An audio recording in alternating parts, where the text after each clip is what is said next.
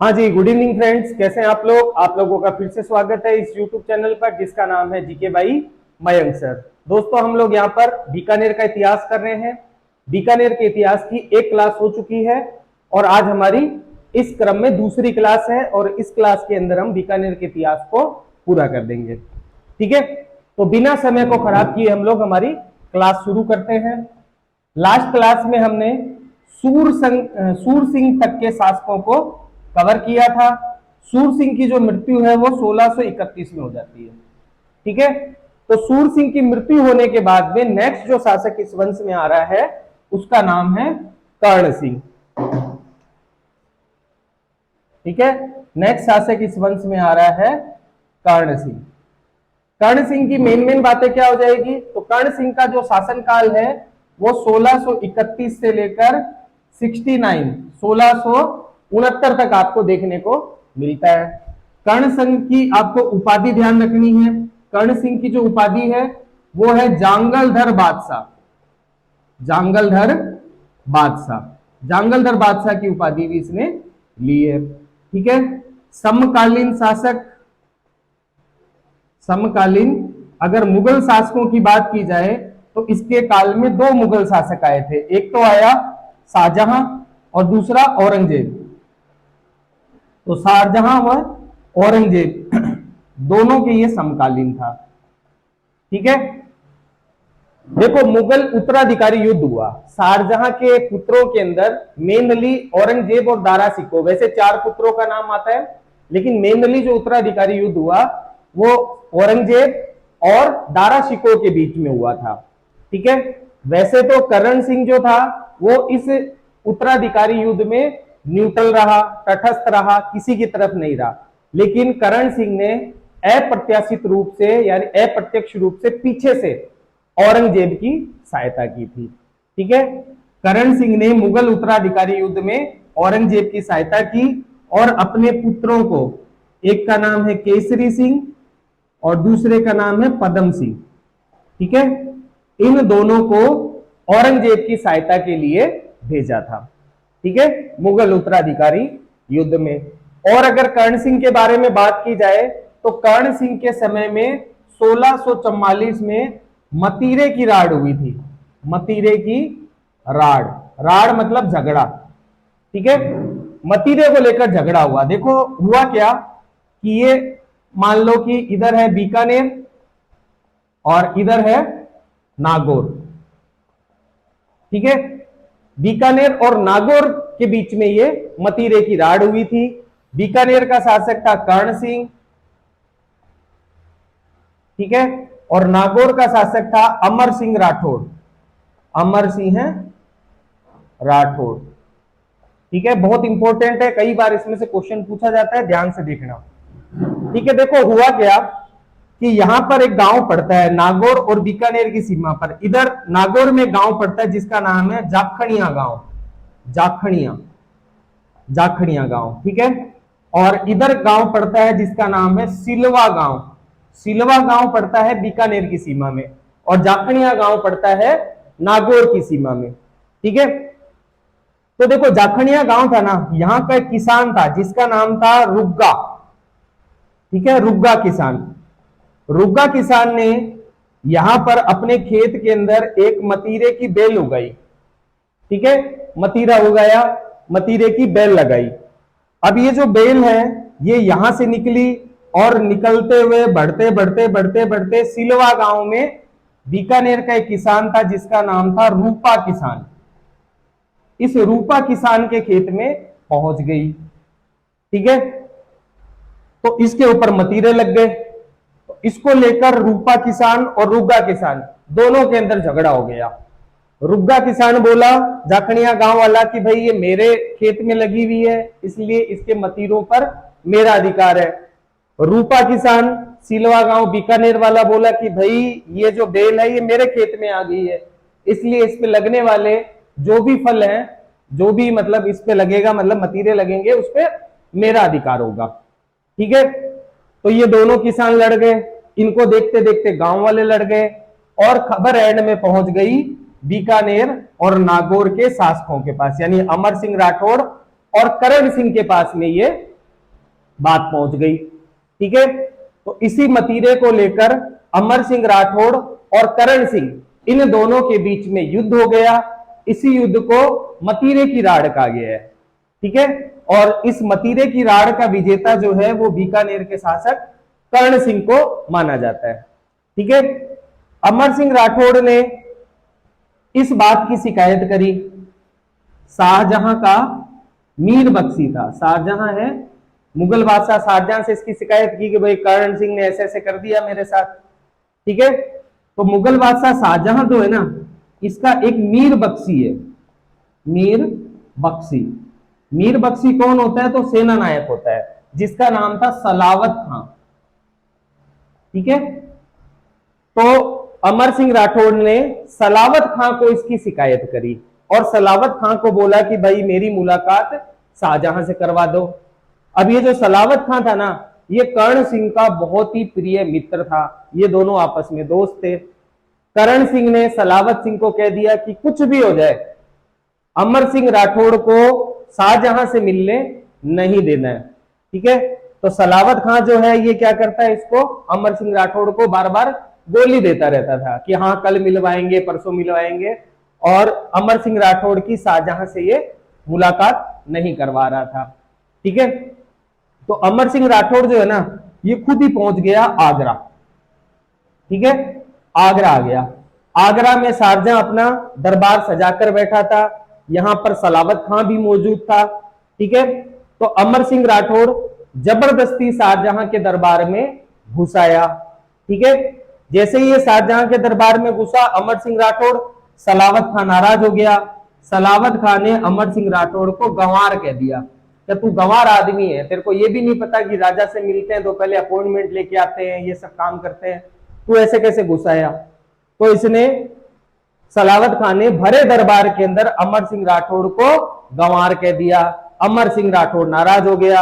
अमर सिंह राठौड़ ने तलवार निकाली और सलावत खां की गर्दन जो है वो शाहजहां के सामने भरे दरबार में काट दी।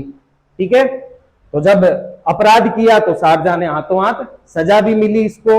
तो अमर सिंह राठौड़ जो है ना, अमर सिंह राठौड़ को वहीं आगरा दुर्ग में अर्जुन देव प्लस गुल्ला खां, ये दोनों व्यक्ति मिलकर मार देते हैं। ठीक है, तो अमर सिंह राठौड़ की कहानी खत्म हो जाती है आगरा दुर्ग में। अगर अमर सिंह राठौड़ की छतरी की बात की जाए तो अमर सिंह राठौड़ की जो छतरी है ये है नागौर में। ठीक है, और 16 खंभों वाली छतरी है, 16 खंभों की छतरी है इसकी। ठीक है, और अगर बात की जाए कर्ण सिंह के बारे में तो आपको कर्ण सिंह के दरबारी ध्यान में रखने। ठीक है, ये मतीरे की राड़ वाला बड़ा ध्यान रखना भाई, इसमें से बार बार क्वेश्चन पूछे जाते हैं एग्जाम में। ठीक है, तो करण सिंह के अगर दरबारी की बात की जाए, करण सिंह के दरबारी, दरबारी में देखो पहला दरबारी हो जाएगा गजानंद मैथिली। गजानंद मैथिली के जो ग्रंथ है वो है कारणभूषण और काव्य डांकनी, काव्य डाकनी। ठीक है, दूसरा जो इसका दरबारी है उसका नाम है कवि मुदनल, मुदनल, कवि मुदनल। और कवि मुदनल की जो रचना है वो है कर्ण संतोष, कर्ण संतोष। तीसरा जो इसके दरबारी है जिसका आपको ध्यान रखना है वो है होसिंग भट्ट, होसिंग भट्ट। और होसिंग भट्ट की जो रचना है वो है कर्ण बसंत। ठीक है, इसके अलावा देखो कर्ण सिंह जो था ना ये खुद भी मतलब विद्वान था, और कर्ण सिंह ने भी साहित्य कल्पद्रुम, या इसी का एक नाम आपको कर्ण कल्पद्रुम भी मिलता है, कर्ण कल्पद्रुम। ठीक है, तो कर्ण सिंह ने स्वयं ने साहित्य कल्पद्रुम या कर्ण कल्पद्रुम की रचना करी है। ठीक है, तो ये मेन बातें हो गई कर्ण सिंह के बारे में। इसके बाहर कर्ण सिंह में से क्वेश्चन आना बहुत ही मुश्किल है, नहीं आता है। ठीक है, कर्ण सिंह के बाद में कर्ण सिंह का जो देहांत है वो 22 जून 1669 को हो गया था। ठीक है, इसकी जो मृत्यु है वो 22 जून को हुई है। ठीक है, नेक्स्ट जो शासक इस वंश में आ रहा है उसका नाम है अनूप सिंह। ठीक है, अनूप सिंह के शासनकाल की बात की जाए तो 1669 से 1698 तक आपको इसका शासनकाल देखने को मिलता है। आपको अनूप सिंह की उपाधियां ध्यान में रखनी है। ठीक है, अनूप सिंह की पहली उपाधि है महाराज, महाराजा की उपाधि, और दूसरी जो इसकी उपाधि है वो है माही मरातिब, माही मरातिब, और माही मरातिब की उपाधि इसे औरंगजेब ने दी है। ठीक है, इसके अलावा अगर अनूप सिंह की बात की जाए तो अनूप सिंह का जो काल है वो बीकानेर चित्रकला का स्वर्ण काल है, बीकानेर चित्रकला का स्वर्ण काल। ठीक है, उस्ता कला बीकानेर में अनूप सिंह के काल में आई थी। ठीक है, उस्ता कला बीकानेर आई। देखो, उस्ता जो होते थे ये मुस्लिम कारीगर होते थे। ठीक है, और ये लाहौर साइड में रहा करते थे, लेकिन औरंगजेब ने जब चित्रकारिता वगैरह पर रोक लगा दी, ठीक है, तो ये सब बेरोजगार हो गए, तो ये बीकानेर आए। बीकानेर के शासक अनूप सिंह ने इनको शरण दी। ठीक है, तो उस्ता कला को बीकानेर लाने का श्रेय भी किसे जाता है? अनूप सिंह को जाता है। उस्ता कला क्या होती है? तो आपने ऊंटों वगैरह पे नहीं देखा ऐसे यूं तरह तरह की डिजाइन बना दी जाती है? हाँ, तो वही क्या होती है? उस्ता कला होती है, ऊंटों वगैरह पे ये बनाई जाती है। ठीक है, और अगर हम बात करें तो अनूप सिंह के आपको निर्माण कार्य ध्यान रखने, अनूप सिंह के निर्माण।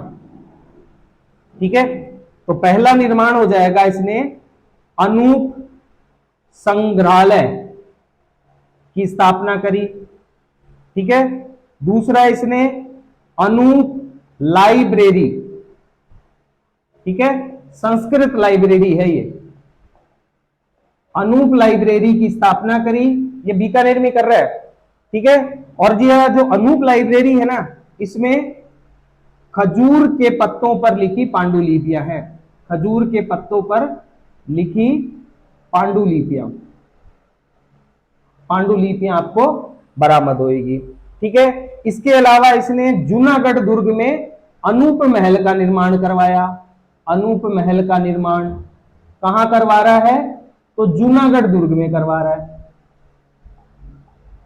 ठीक है, इसके अलावा इसने जूनागढ़ दुर्ग के अंदर ही 33 करोड़ देवी देवताओं का मंदिर बनवाया, देवी देवताओं का मंदिर। ठीक है, ये देखो अनूप सिंह जो है ये कुछ टाइम दक्षिण भारत के प्रवास पर रहा। ठीक है, इसकी ड्यूटी दक्षिण भारत में लगा दी गई। तो जब ये दक्षिण भारत में था तो दक्षिण भारत से इसने वहां से काफी सारी मूर्तियां भेजी और उन्हीं मूर्तियों को इन 33 करोड़ देवी देवताओं के मंदिर में स्थापित किया गया। ठीक है, तो ये हो गए अनूप सिंह के प्रमुख निर्माण कार्य। इसके अलावा हम बात करेंगे अनूप सिंह के ग्रंथों की। तो अनूप सिंह जो था ये भाषा और साहित्य का विद्वान था। अनूप सिंह ने भी कुछ ग्रंथ लिखे हैं, उन ग्रंथों का आपको नाम ध्यान में रखना है। तो अनूप सिंह का जो पहला ग्रंथ है वो है अनूप विवेक। ठीक है, दूसरा ग्रंथ है काम प्रमोद, और तीसरा ग्रंथ है अनुपोदय, अनुपोदय, अनुपोदय। ठीक है, अनुपोदय ग्रंथ जो है ये गीत गोविंद पर टीका है, गीत गोविंद पर टीका। टीका का मतलब होता है टीप कर लिख लेना। ठीक है, थोड़ा बहुत उसमें परिवर्तन कर दिया जाता है और लिख दिया जाता है। ठीक है, तो ये तो हो गए अनूप सिंह के खुद के ग्रंथ। इसके अलावा अनूप सिंह के दरबारी भी आपको ध्यान में रखने। ठीक है, तो अनूप सिंह के अगर दरबारियों की बात की जाए तो 3 दरबारी आपको ध्यान में रखने। अनूप सिंह के दरबारी, दरबारी में इसका पहला दरबारी है मणिराम। मणिराम, मणिराम कौन है? तो दरबारी कवि है।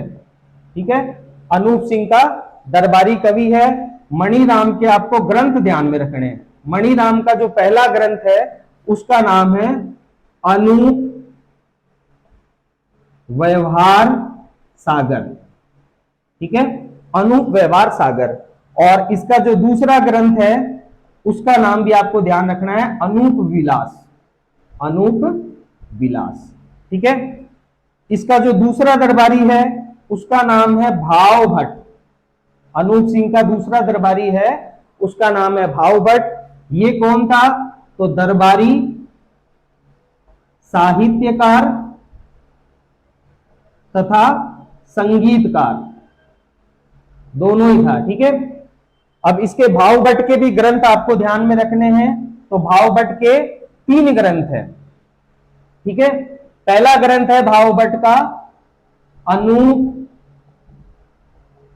संगीत विलास। ठीक है, अनूप संगीत विलास। दूसरा ग्रंथ है अनूप संगीत रत्नाकर। ठीक है, और जो तीसरा ग्रंथ है इस भाव भट्ट का, वो तीसरा ग्रंथ है संगीत अनूप अंकुश।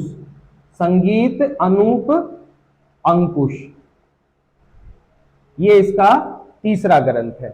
ठीक है, तो पहला दरबारी मणिराम, दूसरा दरबारी भाव भट्ट, और एक दरबारी आपको और ध्यान में रखना है, तीसरा दरबारी जिसका नाम है आनंद राम। और ये जो आनंद राम है ना, ये गीता का मारवाड़ी में अनुवाद करता है। गीता का मारवाड़ी अनुवाद करने वाला व्यक्ति है आनंद राम। तो ये सब मेन बातें हो गई अनूप सिंह की। ठीक है, इसके अलावा इसने गंगानगर में अनूपगढ़ नगर बसाया, और अब तो जिला बन गया अनूपगढ़, तो अनूपगढ़ नगर बसाया इसने, और इसने अनूपगढ़ दुर्ग का भी निर्माण करवाया था।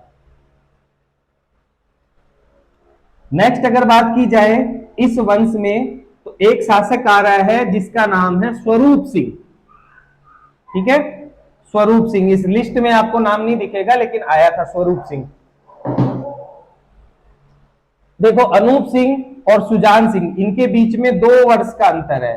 तो इस 2 वर्ष के अंतर पर एक शासक आया था जिसका नाम था स्वरूप सिंह। ठीक है, स्वरूप सिंह का जो शासन काल है 1698 से 1700 तक माना जाता है।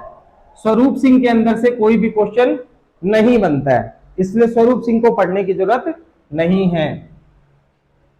नेक्स्ट जो इस वंश में शासक आ रहा है उसका नाम है सुजान सिंह। ठीक है, नेक्स्ट शासक कौन आ रहा है? सुजान सिंह। ठीक है, सुजान सिंह की अगर मेन बातें की जाए तो देखो, इसके समय मारवाड़ का शासक था जिसका नाम था अजीत सिंह। अजीत सिंह। ठीक है, अजीत सिंह ने बीकानेर के ऊपर आक्रमण किया था। ठीक है, और उस आक्रमण को सुजान सिंह ने असफल कर दिया। तो अजीत सिंह के आक्रमण को असफल कर दिया इसने, सुजान सिंह ने। ठीक है, एक सुजान सिंह का दरबारी है जिसका नाम है जोगीदास। ठीक है, दरबारी है सुजान सिंह का। जोगीदास ने ग्रंथ की रचना की थी, वो ग्रंथ आप ध्यान रख लेना। तो जोगीदास का जो ग्रंथ है उसका नाम है सुजान सिंह रो दोह। सुजान सिंगरा दोहा। ठीक है, या इसी ग्रंथ का एक नाम आपको और मिलता है देखने को, बरसलपुर विजय। ठीक है, और ये बरसलपुर विजय एक बार एग्जाम में पूछा गया है कि इसके लेखक कौन है, तो इसके लेखक है जोगीदास, सुजान सिंह के दरबार में थे। ठीक है, याद कर लेना, एग्जाम में पूछा जा सकता है। और अगर इसकी बात की जाए सुजान सिंह की, तो सुजान सिंह ने सुजानगढ़ नामक नगर बसाया था। ठीक है, तो सुजान सिंह में इसके अलावा और कोई क्वेश्चन बनने का चांस नहीं है। ठीक है, नेक्स्ट जो शासक आ रहा है इस वंश में उसका नाम है जोरावर सिंह। जोरावर सिंह। ठीक है, और जोरावर सिंह जो है, इसकी अगर बात की जाए तो देखो, जोरावर सिंह राजकुमार था। ठीक है, 1734 के अंदर एक हुरडा सम्मेलन हुआ था। हुरडा सम्मेलन। ठीक है, तो इस टाइम जो शासक है वो कौन है? सुजान सिंह है। तो सुजान सिंह खुद तो नहीं गया, अपने पुत्र जोरावर सिंह को इसने हुरडा सम्मेलन में भेजा था। हुरडा सम्मेलन 1734 में हुआ था, भीलवाड़ा में हुआ था। राजस्थान में बार बार मराठों के आक्रमण होते थे, मराठे राजस्थान में आते, लूटपाट करते, तो इससे जो राजपूताना के शासक थे, राजस्थान के शासक, वो परेशान हो गए। तो मराठों का मुकाबला करने के लिए एक सम्मेलन आयोजित किया गया था राजपूत शासकों के द्वारा, उसी को नाम दिया गया हुरडा सम्मेलन। ठीक है, इसके आयोजन करता थे जयपुर के शासक सवाई जयसिंह, या जयसिंह सेकंड कहा जाता है जिनको। ठीक है, असफल हो गया था, आपस में लड़ गए थे ये। तो हुरडा सम्मेलन में बीकानेर की तरफ से भाग लेने वाला व्यक्ति कौन है? जोरावर सिंह है। हालांकि शासक नहीं था, राजकुमार था, लेकिन बीकानेर की तरफ से इसने भाग लिया था। तो आप ध्यान रखना कि हुरडा सम्मेलन में बीकानेर की तरफ से भाग लिया।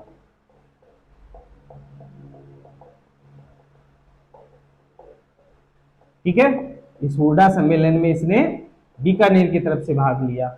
जोरावर सिंह जो है, इनकी माता है, इनकी माता का नाम है सिसोदनी जी, सिसोदनी जी।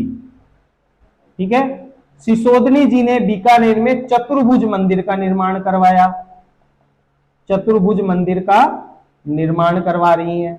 ठीक है, इसके अलावा आपको जोरावर सिंह के ग्रंथ याद रखने हैं। जोरावर सिंह जो है खुद राइटर था, तो जोरावर सिंह के आपको ग्रंथ याद रखने हैं। इसका पहला ग्रंथ है वेदक सार, दूसरा ग्रंथ है पूजा पद्धति, और तीसरा ग्रंथ है रसिक प्रिया, रसिक प्रिया पर टीका लिखी।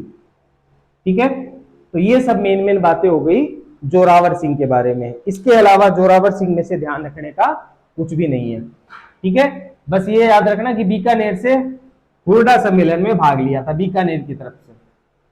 ठीक है, नेक्स्ट जो इस वंश में शासक आ रहा है उसका नाम है गज सिंह। नेक्स्ट शासक है इस वंश में गज सिंह। ठीक है, गज सिंह की अगर बात की जाए तो गज सिंह का जो शासनकाल है 1746 से लेकर 1787 तक आपको देखने को मिलता है। ठीक है, गज सिंह की आपको उपाधियां ध्यान रखनी है भाई। गज सिंह की उपाधियां, तो पहली इसकी उपाधि हो जाएगी महाराजाधिराज, दूसरी उपाधि हो जाएगी इसकी महाराज शिरोमणि, और ये उपाधि इसने स्वयं ने ली है। ठीक है, किसी ने दी नहीं है, खुद ही उपाधि ले रहा है। और अगर गज सिंह की बात की जाए तो इसने नोहरगढ़ दुर्ग का निर्माण करवाया, नौर भादरा में नोहरगढ़ दुर्ग का निर्माण करवाया। ठीक है, और अगर इसकी गज सिंह की बात की जाए तो इसके काल में बीदासर गांव, चूरू डिस्ट्रिक्ट में पड़ता है बीदासर गांव, इस बीदासर में एक जगह है जिसका नाम है दड़ीबा। ठीक है, इस दड़ीबा नामक स्थान पर तांबे की खान मिली। ठीक है, तो महाराजा गज सिंह के काल में बीदासर गांव के दड़ीबा नामक स्थान पर तांबे की खान प्राप्त हुई है। ठीक है, इसके अलावा अगर गज सिंह की बात की जाए तो देखो, जब गज सिंह मरा, जब इनकी मृत्यु हुई, तो गज सिंह का एक सेवक था जिसका नाम था संग्राम सिंह। ठीक है, गज सिंह का सेवक था ये संग्राम सिंह भी गज सिंह के साथ में चिता पर बैठा था। ठीक है, तो गज सिंह के साथ में अपने जीवन का बलिदान देने वाला व्यक्ति कौन था? संग्राम सिंह। जब गज सिंह की मृत्यु हुई तो संग्राम सिंह इनकी चिता पर बैठ गया और इनके साथ ही जल गया। तो इस तरह से इसने अपने जीवन का बलिदान किया था। और अगर गज सिंह की बात की जाए तो आपको गज सिंह के दरबारी ध्यान में रखने हैं। ठीक है, तो गज सिंह के दरबारी नंबर 1 हो जाएगा गोपीनाथ गांडन। ठीक है, और जो दूसरा दरबारी है उसका नाम है सिधायच फतेहराम। इन दोनों ने मिलकर महाराजा गज सिंगरो रूपक, महाराजा गज सिंगरो रूपक नामक ग्रंथ की रचना करी थी। ठीक है, तो ये मेन बातें आपको गज सिंह की ध्यान रखनी है। इसके अलावा गज सिंह में से क्वेश्चन नहीं बनता है। ठीक है, गज सिंह के बाद में अगला जो इंपॉर्टेंट शासक आ रहा है इस वंश में, उसका नाम है सूरत सिंह। सूरत सिंह में से 2-3 क्वेश्चन बड़े अच्छे बनते हैं।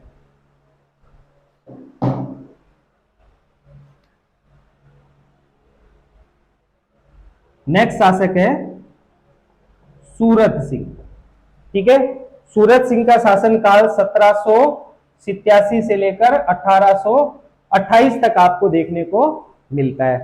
ठीक है, सूरत सिंह की अगर बात की जाए तो इसने सिढोल या सिढाल गांव में सूरतगढ़ दुर्ग बनवाया, सूरतगढ़ दुर्ग बनवाया।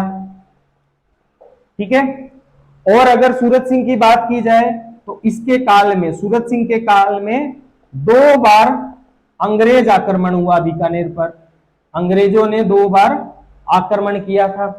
ठीक है, और जो आक्रमण करने वाला अंग्रेज अधिकारी था उसका नाम था जॉर्ज थॉमसन। ठीक है, तो महाराजा सूरत सिंह के काल में अंग्रेज अधिकारी जॉर्ज थॉमसन ने 2 बार बीकानेर पर हमला किया था। ठीक है, इसके अलावा अगर बात की जाए तो भटनेर विजय, भटनेर विजय, भटनेर दुर्ग जो है ये हनुमानगढ़ में पड़ता है। ठीक है, हनुमानगढ़ दुर्ग का ही प्राचीन नाम है भटनेर दुर्ग। तो देखो बात है 1805 की। 1805 में सूरत सिंह ने भटनेर दुर्ग के ऊपर आक्रमण किया। भटनेर के ऊपर भाटी शासकों का शासन था, भाटी शासक। ठीक है, जैसलमेर के थे ये। तो इन भाटी शासकों का भटनेर दुर्ग पर अधिकार था। 1805 में, ठीक है, 1805 में सूरत सिंह अटैक करता है भटनेर दुर्ग के ऊपर और भटनेर दुर्ग को जीत लेता है। और इसका जो नेतृत्व है ना वो अमरचंद सुराणा कर रहा है, अमरचंद सुराणा। ठीक है, ये जो भटनेर का आक्रमण हुआ है इस आक्रमण का नेतृत्व अमरचंद सुराणा कर रहा है। ठीक है, तो 1805 में सूरत सिंह ने भटनेर को जीता। अब भटनेर को जब जीता ना, बाकी शासकों से जीता है, और कब जीता है? मंगलवार के दिन जीता है। ठीक है, तो मंगलवार के दिन भटनेर विजय करी, इसीलिए भटनेर का नाम बदलकर हनुमानगढ़ कर दिया गया। ठीक है, क्योंकि मंगलवार को जीता गया था, इसीलिए मंगलवार हनुमान जी का वार है, इसीलिए इस भटनेर दुर्ग का नाम हनुमानगढ़ दुर्ग रख दिया गया। ठीक है, ये बात हो गई सूरत सिंह की। और अगर बात की जाए तो देखो 1807 में गिगोली का युद्ध हुआ था, गिगोली का युद्ध। और ये जो गिगोली का युद्ध है ना, ये मारवाड़ वर्सेज जयपुर के बीच हुआ था, आमेर के बीच हुआ था। मारवाड़ का शासक था मान सिंह, जयपुर का शासक था जगत सिंह सेकंड। ठीक है, तो हम ये बात कर चुके हैं, गिगोली का युद्ध में आपको पढ़ा चुका हूं, आमेर में भी पढ़ा चुका हूं और आप लोगों को मैं मारवाड़ में भी पढ़ा चुका हूं। तो ज्यादा विस्तार से अगर देखना हो तो वहीं देख लेना। बस इतना से यहां बता देता हूं कि एक राजकुमारी थी मेवाड़ की, कृष्णा कुमारी को लेकर यह विवाद हुआ था और उसके बाद में मारवाड़ और जयपुर के बीच में युद्ध हो गया था। ठीक है, इसी को गिगोली का युद्ध बोला गया है। और जो सूरत सिंह है ना, सूरत सिंह ने इस युद्ध में जयपुर के शासक जगत सिंह सेकंड का साथ दिया था और जगत सिंह सेकंड इस युद्ध का विजेता रहा था, गिगोली के युद्ध का। ठीक है, तो ये भी ध्यान रख लेना कि गिगोली के युद्ध में इसने जयपुर के शासक जगत सिंह का साथ दिया था। इसके अलावा अगर सूरत सिंह की एक बात और की जाए तो इसने 1818 में अंग्रेजों से सहायक संधि कर ली, यानी कि अंग्रेजों की अधीनता मान ली। तो अंग्रेजों की अधीनता मानने वाला बीकानेर का पहला शासक कौन हो गया? सूरत सिंह हो गया। ठीक है साहब, सूरत सिंह के बाद में नेक्स्ट जो शासक आ रहा है इस वंश में वो आ रहा है रतन सिंह। रतन सिंह के बारे में बस आपको 1-2 बातें ध्यान में रखनी है, ज्यादा इसमें से कुछ नहीं है। तो रतन सिंह के बारे में मेन बातें क्या हो जाएगी? तो रतन सिंह के बारे में पहली बात हो जाएगी किसने रतन बिहारी मंदिर का निर्माण करवाया बीकानेर में। ठीक है। दूसरी बात इसकी ये हो जाएगी कि इसने जवाहर जी को अंग्रेजों को नहीं सौंपा, अंग्रेजों को नहीं सौंपा। ठीक है। अब ये जवाहर जी कौन है? तो देखो, एक तो डूंग जी और एक जवाहर जी, ये दोनों आज के टाइम में तो लोक देवता के रूप में पूजे जाते हैं। लेकिन देखो, ये जो दोनों थे ना, ये अंग्रेजों के खिलाफ लड़ते थे। और कैसे लड़ते थे? रॉबिन हुड स्टाइल में लड़ते थे। इनकी पूरी गैंग थी। ये अमीर सामंतों को, अंग्रेजों को, इनको लूटते थे और जो लूट का पैसा होता था वो गरीब लोगों में बांट दिया करते थे। ठीक है। तो अंग्रेज इन दोनों के पीछे, मामा भांजा थे, इन दोनों के पीछे पड़े हुए थे। जवाहर जी को बीकानेर की सेना पकड़ लेती है। अंग्रेज कहते हैं कि भैया हमें सौंप दो, लेकिन उसके बावजूद भी अंग्रेजों को नहीं सौंपा जाता है। ठीक है। तो रतन सिंह अंग्रेजों को, जवाहर जी को नहीं सौंपते हैं। ठीक है। डूंग जी, जवाहर जी, इनको मैं पढ़ाऊंगा जब ये कला संस्कृति करवाऊंगा उसमें। ठीक है। लोक देवता, लोक देवी, इनमें करवाऊंगा। ठीक है। रतन सिंह की एक बात और ध्यान में रखना कि इसने 1844 में कन्यावध न करने हेतु, कन्यावध न करने हेतु अपने सामंतों को आण जारी की। आण मतलब आदेश जारी किया था 1844 में अपने सामंतों को। ठीक है। तो ये सारी मेन बातें हो गई रतन सिंह के बारे में। रतन सिंह के बाद में नेक्स्ट जो शासक इस वंश में आ रहा है उसका नाम है महाराजा सरदार सिंह। सरदार सिंह। ठीक है। सरदार सिंह की मेन बातें क्या हो गई? तो 1857 की क्रांति इसी के काल में हुई, बीकानेर में मतलब। ठीक है। तो इसके समय 1857 की क्रांति हुई। राजस्थान का एकमात्र शासक है। इंपॉर्टेंट क्वेश्चन सरदार सिंह से यही बनता है कि ये राजस्थान का एकमात्र शासक है जिसने अपने राज्य के बाहर जाकर अंग्रेजों की सहायता की।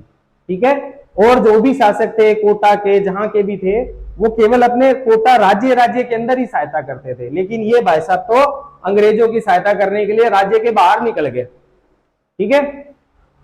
तो राजस्थान का एकमात्र शासक, राजस्थान का एकमात्र शासक था जिसने राज्य के बाहर जाकर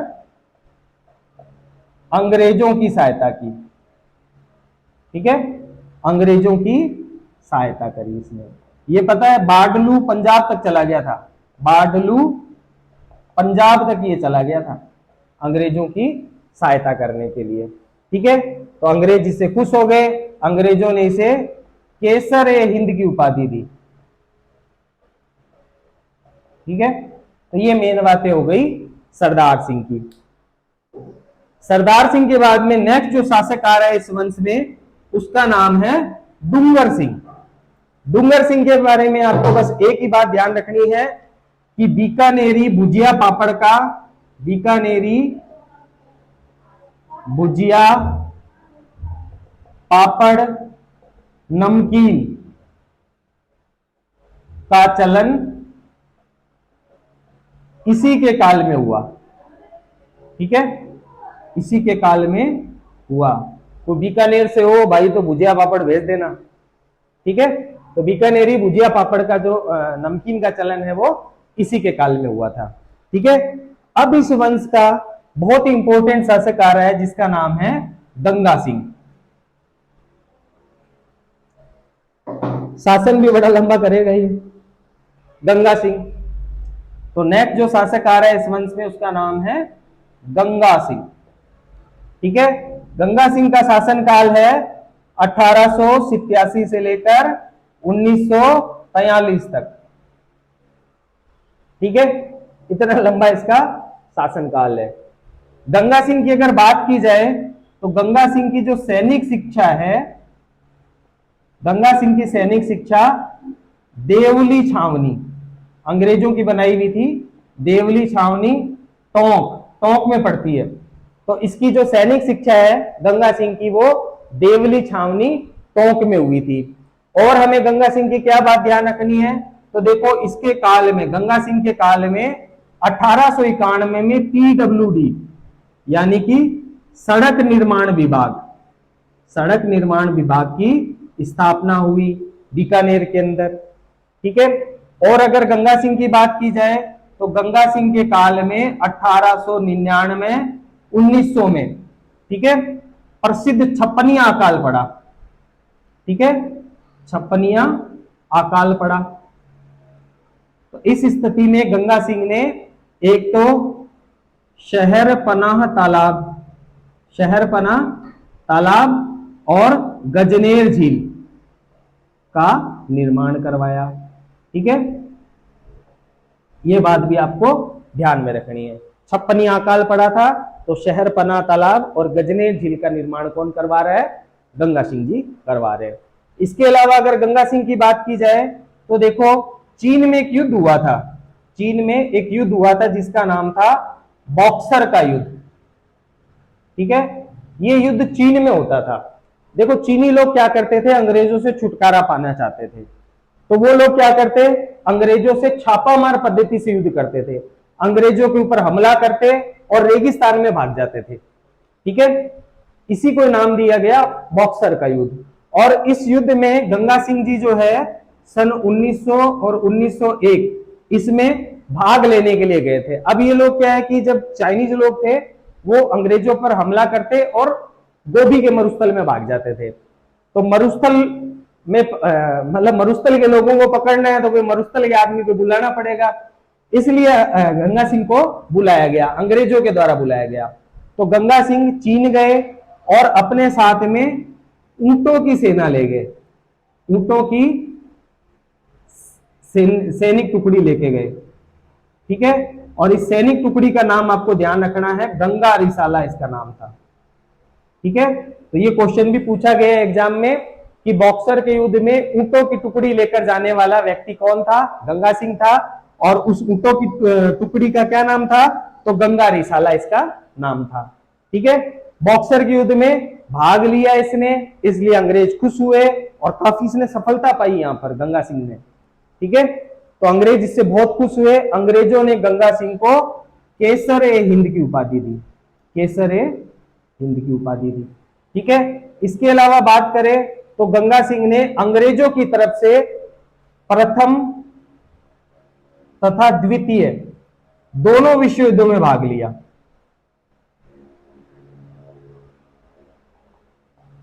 ठीक है, अंग्रेजों की तरफ से इसने भाग लिया था। और अगर गंगा सिंह की बात की जाए तो देखो गंगा सिंह जो है इन्होंने तीनों गोलमेज सम्मेलन में भाग लिया, तीनों गोलमेज सम्मेलन में भाग लिया। और अगर कांग्रेस की बात की जाए तो कांग्रेस ने केवल 1931 वाले में भाग लिया था गांधी जी ने, वो अब इंडियन हिस्ट्री में चला जाएगा। ठीक है, तो तीनों गोलमेज सम्मेलन में इसने भाग लिया था गंगा सिंह ने, भीमराव अंबेडकर जी ने भाग लिया था, बाबा साहब ने। तो ये बातें भी आपको थोड़ी बहुत ध्यान रखनी है। इसके अलावा गंगा सिंह से एक इंपॉर्टेंट बात आपको और ध्यान रख लेना कि एक नरेंद्र मंच था, नरेंद्र मंच। नरेंद्र मंच क्या था? तो देसी रियासतें जो थी, राजस्थान की जो देसी रियासतें थी उनका संघ था। ठीक है, नरेंद्र मंच क्या है? तो देसी रियासतों का संघ। ठीक है, या इसको द चैम्बर ऑफ प्रिंसेज भी कहा जाता है, चैम्बर ऑफ प्रिंसेज भी कहा जाता है। तो ये जो नरेंद्र मंच है ना, इसका 1921 से लेकर 25 तक ये चांसलर रहे थे। ठीक है, प्रथम चांसलर। तो नरेंद्र मंच के प्रथम चांसलर गंगा सिंह थे और ये 1921 से 25 तक इसके नरेंद्र मंच के चांसलर रहे थे। नरेंद्र मंच क्या है? तो देसी रियासतों या देसी रजवाड़ों का संघ था। ठीक है, तो ये सब मेन मेन बातें हुई गंगा सिंह की। अब हम बात करेंगे गंगा सिंह के निर्माण कार्यों की। ठीक है,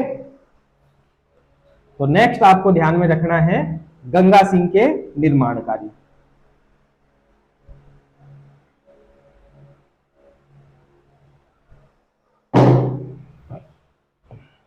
गंगा सिंह के निर्माण।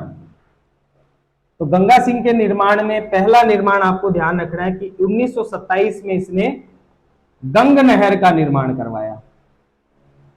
ठीक है, गंग नहर का निर्माण करवाया। ये जो गंग नहर है इसका उद्घाटन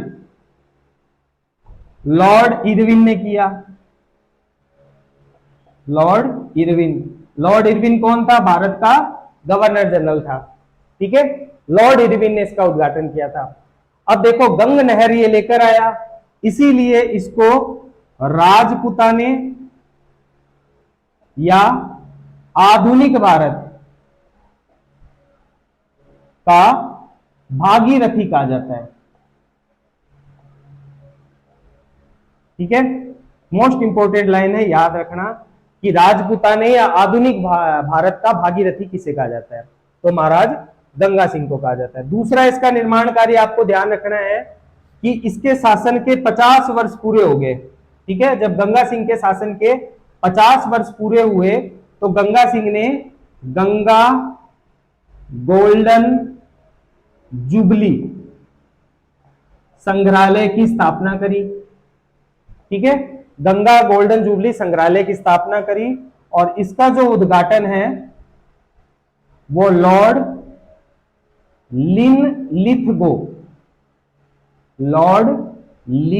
लिथगो के द्वारा करी गई थी। ठीक है, और अगर गंगा सिंह की बात की जाए तो देखो गंगा सिंह ने लालगढ़ पैलेस का निर्माण किया। लालगढ़ पैलेस का निर्माण किया, लाल पत्थरों से बना हुआ है इसीलिए इसको लालगढ़ पैलेस कहा गया है। और अगर इसकी बात की जाए गंगा सिंह की तो गंगा सिंह ने गंगा निवास पार्क की स्थापना करी। गंगा निवास पार्क का निर्माण करा। ठीक है, और अगर इसकी बात की जाए तो डूंगर कॉलेज की स्थापना करी। डूंगर कॉलेज की स्थापना करी है इसने। और अगर डूंगर कॉलेज अपने पिता के नाम से स्थापित किया। और अगर बात करें तो इसने पीबीएम अस्पताल की स्थापना करी। पीबीएम अस्पताल का पूरा नाम हो जाएगा Prince Vijay Singh memorial hospital. अपने पुत्र प्रिंस विजय सिंह कम आयु में मर जाता है तो उसकी याद के अंदर इसने एक अस्पताल खोला जिसको नाम दिया गया पीबीएम हॉस्पिटल। ठीक है, और नंबर 7 पर आपको ध्यान रखना है कि इसने गंगा थिएटर की स्थापना करी। ठीक है, गंगा थिएटर मूवी वगैरह चलती थी इसमें, गंगा थिएटर की भी स्थापना कर रहा है। गंगा सिंह की जो मृत्यु है, इस गंगा सिंह की मृत्यु मुंबई में हो जा रही है 2 फरवरी 1943 को। ठीक है, इसकी मृत्यु हो जा रही है मुंबई में। तो ये मेन बातें हो गई गंगा सिंह जी के बारे में। नेक्स्ट जो इस वंश में शासक आ रहा है, अंतिम शासक है, इनका नाम है सादुल सिंह।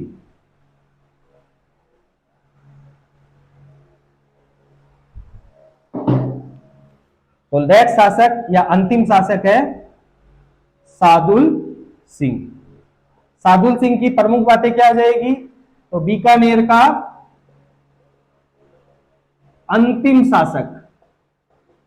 ठीक है, मोस्ट इंपोर्टेंट क्वेश्चन यहां से बनता है सादुल सिंह से कि विलय पत्र पर हस्ताक्षर करने वाला, विलय पत्र पर हस्ताक्षर करने वाला राजस्थान का पहला शासक। ठीक है, विलय पत्र मतलब इंस्ट्रूमेंट ऑफ एक्सेशन। ठीक है, सहमति पत्र कि हम भारत में शामिल होंगे, तो उस सहमति पत्र पर हस्ताक्षर करने वाला पूरे राजस्थान में सबसे पहला शासक कौन था? सादुल सिंह था। बहुत इंपॉर्टेंट क्वेश्चन है, याद रखना, एग्जाम में पूछा जा सकता है। ठीक है, और अगर सादुल सिंह की बात याद रखी जाए तो बस एक ही बात आपको ध्यान रखनी है कि इंदिरा गांधी नहर के प्रणेता। ठीक है, इंदिरा गांधी नहर लाने का राजस्थान में श्रेय अगर किसी को जाता है तो वो सादुल सिंह को जाता है। ठीक है, जो आपको देखो करवा दिया इतना ही आप कर लो, इसके बाहर कहीं नहीं जाएगा। विश्वास रखो, पिछले 10 साल के पेपर उठा के देख लो, इन्हीं में से आपको क्वेश्चन मिलेंगे। ठीक है, तो इनको ढंग से एकदम आप रट्टा लगा लो, इसके बाहर कहीं नहीं जाएगा। ठीक है, रट्टा लगाना आपको इसको पड़ेगा भाई। याद करे बगैर कुछ नहीं होगा, इसको याद करो, ज्यादा से ज्यादा पढ़ाई करो और विश्वास रखो इन्हीं नोट्स में से क्वेश्चन आएंगे। पढ़ाई करते रहो, आगे बढ़ते रहो, जरूर आपके सफलता कदमों में होगी। ठीक है जी। अगर आपको चैनल पसंद आया हो, वीडियो पसंद आया हो, तो प्लीज वीडियो को ज्यादा से ज्यादा लाइक कर दीजिए, ज्यादा से ज्यादा सब्सक्राइब कर दीजिए और ज्यादा से ज्यादा इसको शेयर कर दीजिए। ठीक है, तब तक के लिए गुड बाय।